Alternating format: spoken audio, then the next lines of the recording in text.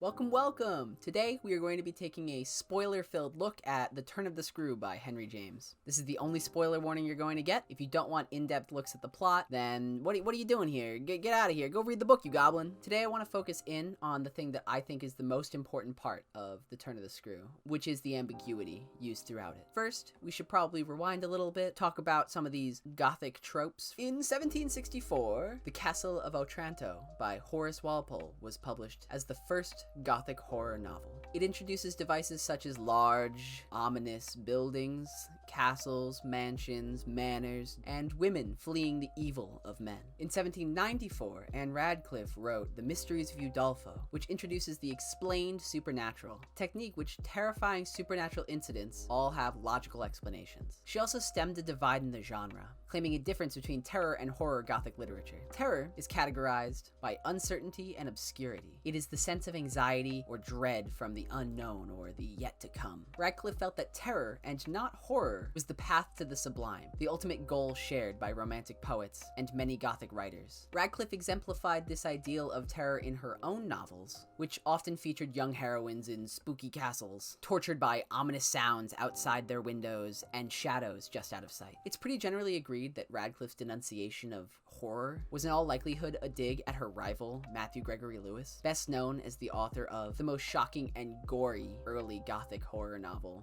The Monk. In Lewis's novel, the object of fear is not an ambiguous thing of murmurs and shadows in the corner, but rather a lustful monk who poses a very real danger to the people around him. The divide between terror and horror exists even to this day. The difference between a horror slasher-style murder film like Saw and Scream and more psychological horror films like Oculus or Midsummer showcase this hard divide far more than most Gothic literature, because a lot of authors tended to try and mesh these two things together. In a lot of the horror literature, there is almost always a hard set answer by the end of the book. Bram Stoker's Dracula? No, that's definitely a vampire. There's no ambiguity of it being some nightlife fancy foreign murder guy.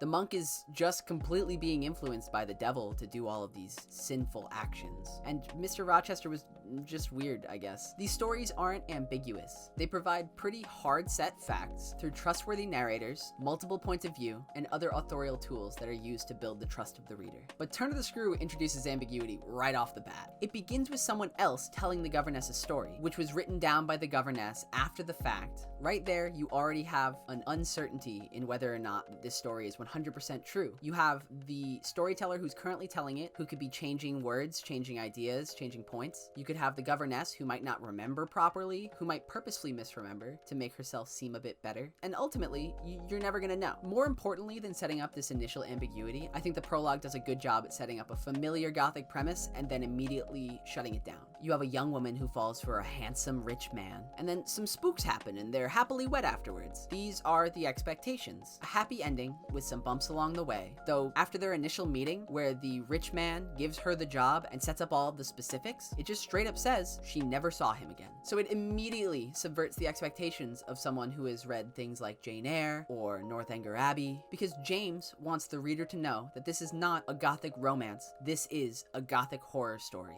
Amongst all of this subversion of expectations, there is already more ambiguity also being set up though. We don't totally know why she's taking this job. It's hinted that she has a liking for this man, but also it seems that he is giving her complete reign as governess of Bly Manor. Therefore, it could be the want of freedom, but it could also be the want of one day maybe marrying this man. She never explicitly states her intentions, and it's very hard to deduce from her actions or thoughts. When she first arrives at Bly Manor, we get a very flourished, over-the-top description of Flora, the first of the two children she has been hired to take care of. This description serves to make us even more uncertain of the narrator. She has these emotional swings, and it seems like her point of view is a bit skewed and perhaps naive. We quickly see that she is someone who jumps to conclusions almost immediately with nothing to go on, as she receives a letter from the headmaster of the school that the other child, Miles, goes to. This letter says that he cannot return, but it also is ambiguous as it doesn't actually say why he is being expelled. The letter only states that he is an injury to others, but without any other proof or explanation or talking to Miles or the headmaster, she immediately jumps on the idea that he could be in some way trying to contaminate or corrupt the other boys at this school. The moment she sets eyes on Miles though, all all of that is thrown away, and she immediately thinks that he can do no wrong because of how beautiful he is. This continues to show that a lot of her conclusions are pretty flippant or baseless most of the time. We also get our first spiritual encounter pretty early into this novel. She spots atop one of the towers of the manor a figure in the clear twilight. And it's here that we start to see something that James does extremely well. He knows how to end a chapter. He keeps the reader turning page after page by leaving readers at the end of each chapter in suspense. At the end of chapter 5, we get a 4-word sentence: Mr. Quint is dead. Something that confirms all of our supernatural fears to this point, but also we have so many more questions. How did he die? What's going on? Why is he still here? What does he want to do?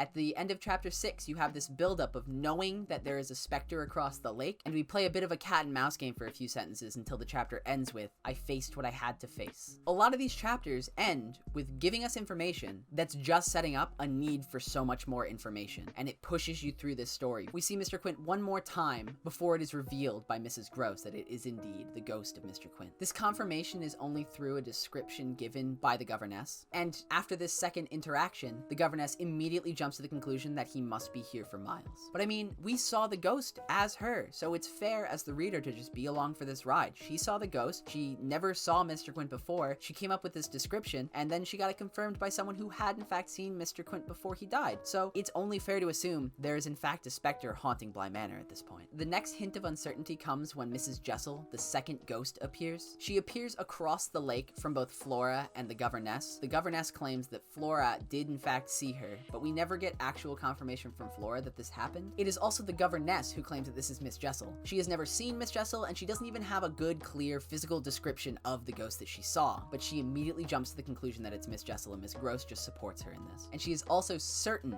that Flora saw her, and the fact that Flora refuses to talk about it or even mention that she saw her all but confirms her suspicions that evil is afoot in Bly Manor. We also hear at this point that there is a connection between Miss Jessel and Mr. Quint. While it's not, again, outwardly stated, most conversations aren't outwardly stated in this story, it's implied that they had some kind of sexual affair, which in 1898 obviously makes you evil or something. Based on all of this information, and after both interactions, the governess concludes that the ghosts are out to get the kids, and potentially she's already lost the battle for the kids. We also start to get hints in these chapters, and a few chapters before when the governess mentions Anne Radcliffe's writings and the writings of Charlotte Bronte, that the governess might be deluding herself into thinking she's the hero of her own Gothic novel. She's thinking that she alone has to save these kids, whatever horrors the mansion has for them.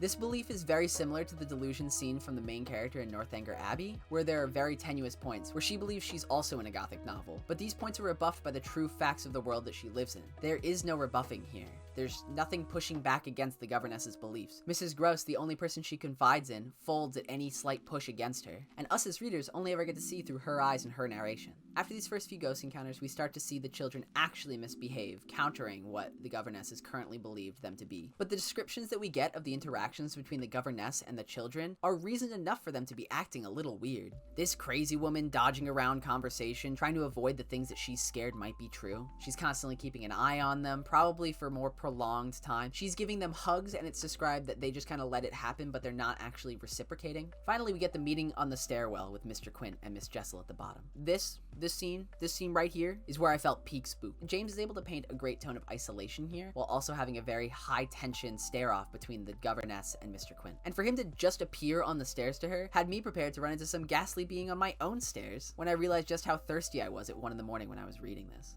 After this, we begin to see Miles misbehave more and more, and this is almost proof to the governess that he is indeed being corrupted. This all builds to a conversation between Miles and the governess outside of church, where he threatens to get his uncle to come to Bly Manor. After she returns to Bly Manor and sees Miss Jessel once more, the tensions continue to raise, and they reach their peak when Flora goes missing. At this point, the governess is almost all but accepted that Miles is lost to corruption. He stole the letter that she had written for the uncle, and when they're leaving the house, both her and Mrs. Gross, Miss Gross raises the idea that Miles is with Mr. Quint right now, and the governess doesn't care. She cares more about Flora, it seems, in this situation, almost abandoning the hope that Miles can be savable. We get even more confusion in this sense when they finally find Flora. Miss Jessel makes an appearance, but Mrs. Gross can't see her, and Flora seems to also be unable to see her, or at least claims so. But it raises the question of why would Flora run away and kind of go across the lake and then stand there creepily in the woods? That's kind of weird. Maybe it's to escape the governess and her weird actions. The descriptions of the girl also begin to reflect the new emotional state of the governess. She starts to describe her as corrupted and ugly. Flora also starts making full-on remarks of hatred towards the governess, but this seems to only occur after Miss Jessel appears. Later, Mrs. Gross assures the governess that she believes her wholeheartedly, and Flora becomes sick. The governess suggests that she is being corrupted by the house and must be taken as far away from here as possible, in hopes to lessen the ghostly influence on her and hopefully lessen the illness that she is experiencing. It seems at this point in the story that it truly is the classic Scooby-Doo mystery of the demon-corrupted children. The final scene, where Miles has dinner with the governess, feels extremely tense. There is so much uncertainty in this scene. Miles acts weird, but we don't know if that's because of the governess's outlook on him, and we don't know if the governess is going to lash out against Miles, or perhaps Miles, being the corrupted one actually, could lash out against the governess. As a reader, at this point in the story, you're just waiting for action to take place, and that tension of waiting starts to build here, and James does that very well through this conversation that leads through this scene. This conversation being what the reader hopes to finally be the answer as to why Miles was expelled.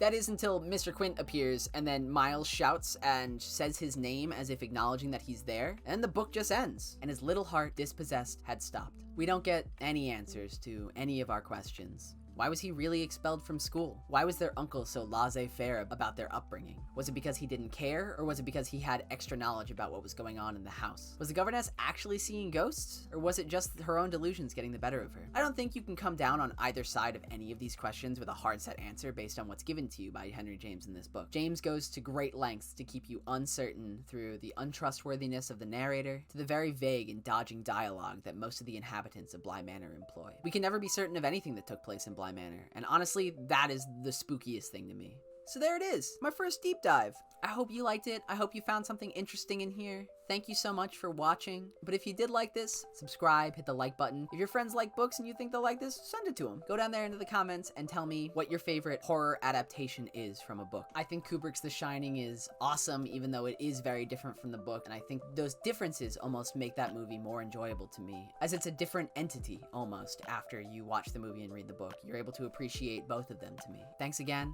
I'll see you in the next video. Peace out. Stay lit. I'm doing it. I'm gonna stick with it. It's gonna happen. I know it.